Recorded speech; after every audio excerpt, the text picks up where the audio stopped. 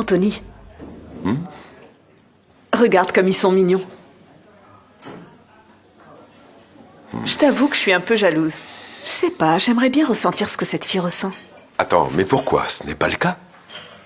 C'est juste qu'on voit qu'il est amoureux d'elle. Voilà, chérie. J'aimerais que tu me montres un peu plus que tu tiens à moi. Que tu sois plus romantique. Victoria, être romantique ne veut pas forcément dire que l'on aime vraiment cette personne. Moi, je ne suis pas très romantique par nature. Tu crois que ça veut dire que je ne tiens pas à toi? C'est que l'amour se traduit aussi par des gestes. C'est vrai, C'est beau, hein? mais il faut aussi savoir apprécier la nature de ces gestes. Je ne crois pas que l'on doit trop en faire pour exprimer son amour. Tu sais, parfois les apparences sont trompeuses, Victoria. Tu veux dire quoi par là? Que l'amour, ce n'est pas seulement être romantique. L'amour est aussi fait de toutes les petites attentions du quotidien que l'autre finit par ne plus considérer parce qu'il s'y est habitué. Et si tu le permets, un véritable amour, on ne le remarque pas quand tout va bien. C'est aussi quand il y a des bas que l'on peut juger l'amour qu'on nous porte. En vérité, tu ne veux rien montrer du tout. Celui qui ne fait aucun geste a le cœur vide. Et je ne veux pas rester avec un homme au cœur vide. Où est-ce que tu veux en venir, Victoria? Je pense que je mérite beaucoup mieux. Je ne me sens pas assez femme avec toi. C'est terminé, Anthony. Ah, c'est comme ça.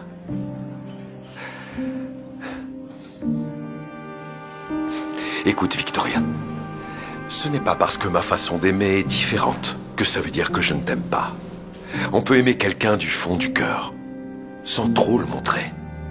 Tout comme on peut multiplier les gestes futiles, mais avoir le cœur vide. Adieu.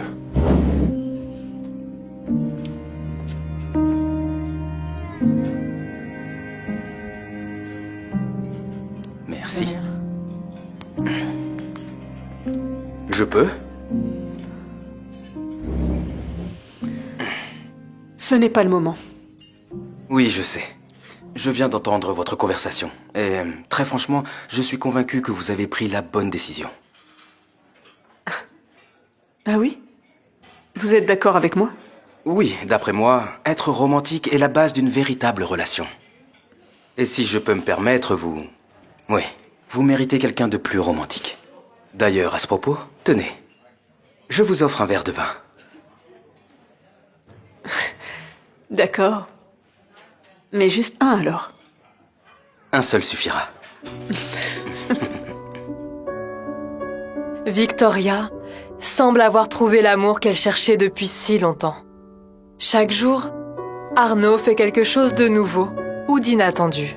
Et grâce à ses gestes, elle se sent toujours au centre de l'attention et désirée. Victoria vit enfin ce dont elle a toujours rêvé. Arnaud est si romantique qu'il la surprend sans cesse, avec de grands gestes et des cadeaux qui l'enchantent. Elle semble vivre un véritable conte de fées. Mais à trop se laisser bercer par les apparences, elle en oublie que la vie n'est pas qu'un long fleuve tranquille. Et du jour au lendemain, la dure réalité fait irruption dans sa vie.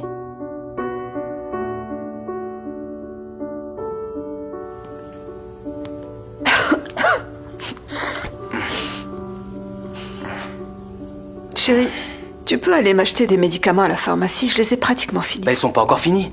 Et t'as qu'à y aller, toi. Arnaud, j'ai 39,5 de fièvre depuis 5 jours et tu vois bien que j'arrive à peine à me lever du lit. Allez chérie, et ensuite on pourra regarder un beau film romantique tous les deux. Comment ça, un film? Vu l'état dans lequel t'es, je crois qu'il vaut mieux que je reste loin de toi. Ça va pas? Bon d'accord. Est-ce que tu pourras au moins préparer le dîner? Je ne me sens pas bien du tout. Et un bon plat chaud me ferait du bien. Victoria, je te l'ai déjà dit avant. Tu sais bien que je dois organiser une fête surprise avec Carlo. Et il doit déjà être en bas en train de m'attendre. Lâche-moi. Alors comme ça, tu me laisses quand je suis au plus mal. J'ai compris. Chérie, s'il te plaît, écoute-moi. Avoir un petit peu de fièvre, ce n'est pas la fin du monde, ok? Tu peux essayer de te débrouiller toute seule pour une fois. Je viendrai te voir quand tu seras complètement guérie, d'accord? T'inquiète pas, après ça, je t'emmènerai manger dans un bel endroit. Si t'es pas là quand j'ai besoin de toi, ça ne sert à rien de venir quand je vais bien. Très bien. Alors pour moi, cette histoire est finie. Avec toi, je croirais être avec ma mère et pas avec ma copine. Si tu as besoin d'être assisté, tu embauches une personne et tu la payes, ok?